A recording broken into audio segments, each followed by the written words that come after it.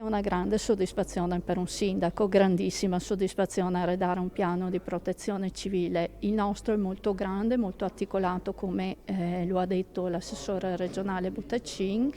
Valeva la pena di presentarlo con una signora presentazione. La sede di provincia, secondo me, proprio perché ne è in primis coinvolta dopo l'autorità comunale, mi sembrava la cosa più bella e più anche consona a questo piano. Per realizzare il piano comunale di protezione civile di Crespa d'Oro è stato necessario il coinvolgimento di più di 60 enti per il reperimento delle informazioni, dalla Regione Veneto alle USL, passando per ARPAV, Enel, Camere di Commercio ed altri. Un lavoro meticoloso, un modello in Veneto, che ha ricevuto significativi elogi per l'accuratezza con cui è stato realizzato. Sono stati ricavati 14 scenari di rischio, da quello sismico a quello da blackout, ognuno con l'assegnazione del relativo grado di pericolosità.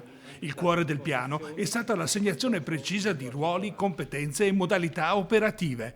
I dati sono stati inseriti nel database regionale. Il primato che ha il Veneto relativamente alla protezione civile è riconosciuto fondamentalmente dalle altre regioni, dal Dipartimento Nazionale della Protezione Civile, e questo è dovuto sicuramente al grandissimo impegno di uomini e donne della protezione civile, quindi i volontari e tutto il mondo dei soccorritori, anche professionisti, ma è dovuto anche all'impegno che il Veneto ci mette con tutto il suo sistema anche di enti locali nella pianificazione, nella previsione e prevenzione.